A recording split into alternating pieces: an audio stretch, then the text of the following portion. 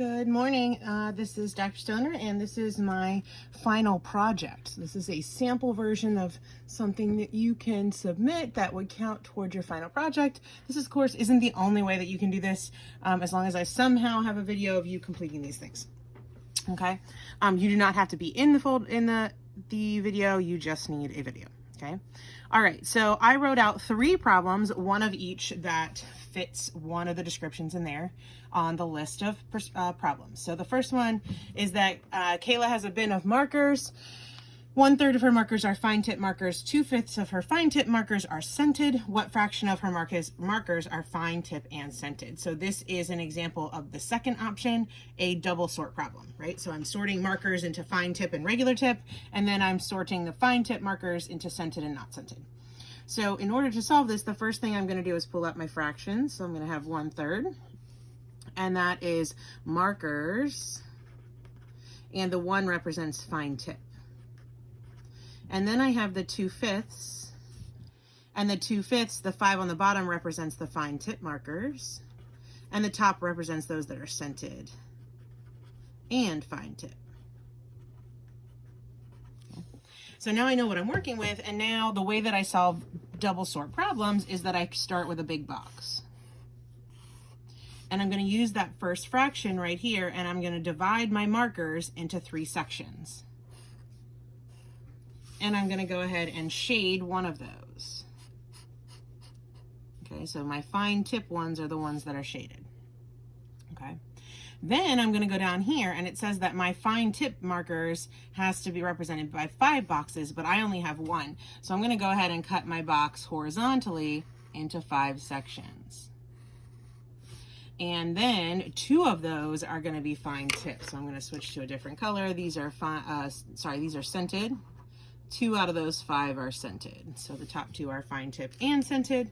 The bottom 3 are not scented, but fine tip, and the ones that are not marked are just any old marker. So now I'm ready to go ahead and answer the question. So I want 1 fraction of the markers. So I want markers on the bottom, and I want fine tip and scented on the top. And so I have 2 markers that are both fine tip and scented. It's these 2 boxes right here.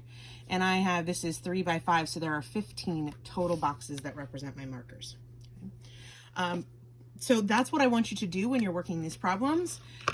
Make sure that you're using the right approach, using your boxes, talking about your boxes, and doing your descriptions. Write out as much as you can. You're trying to show the solution the way you would to a colleague or a student. Okay. That's my number 1.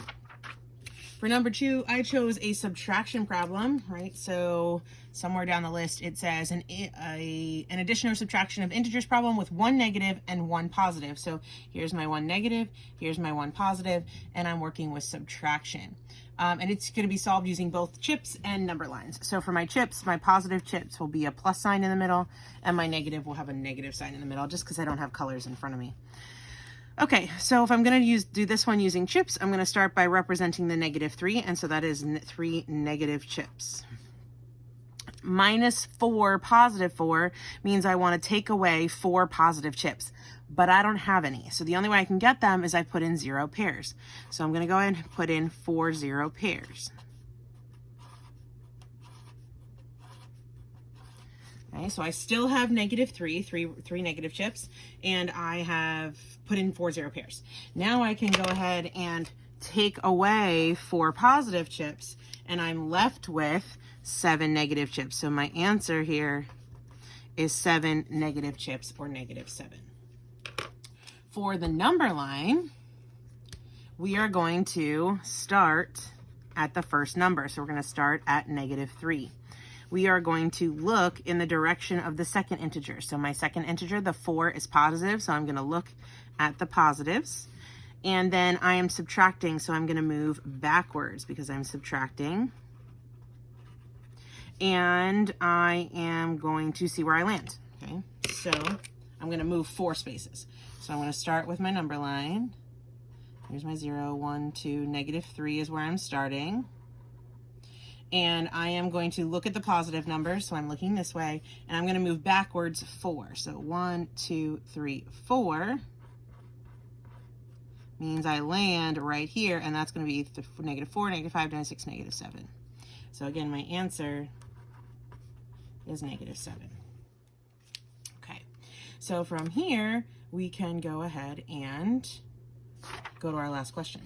Okay, this one I chose, this is a percent question where the 100% is not the total, right? So in this one, it says the percent as many red as green. So that means the 40 represents the red and 100 represents the green, right? And you can see that because I have in a bowl of red and green M&Ms, there were 40% as many red M&Ms as green M&Ms.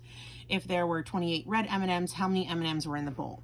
So what we do is we say, okay, if I think about the 40%, that's 40 over 100, and that is red to green. So I'm just noting that down here for you so that you can see that in this case, the green is the 100%.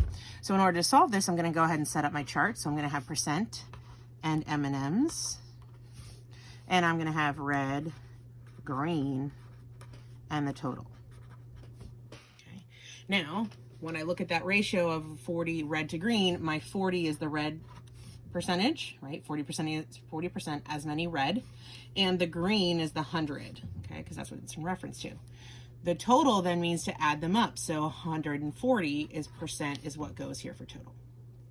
Now M&Ms, we have 28 M&Ms here for red, and then I can go ahead and set up my proportion. So my proportion is going to involve red because that's my bridge. I have both numbers here, and I'm looking for how many total M&Ms were in the bowl. So I want total. So I want red to total, percent and M&Ms, set up my proportion. So I will have, for red, we have 40 and 28. And for total, we have 140. And of course, I'm looking for the total number of M&Ms. If I go ahead and cross multiply, that's 40x equals, and now I need a calculator. Let me grab mine.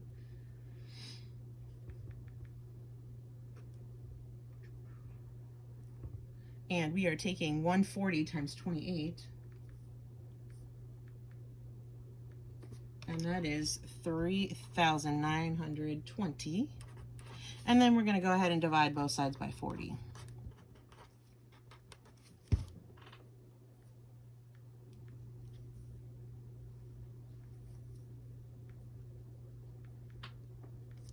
And when I do that, I get 98 total M&Ms.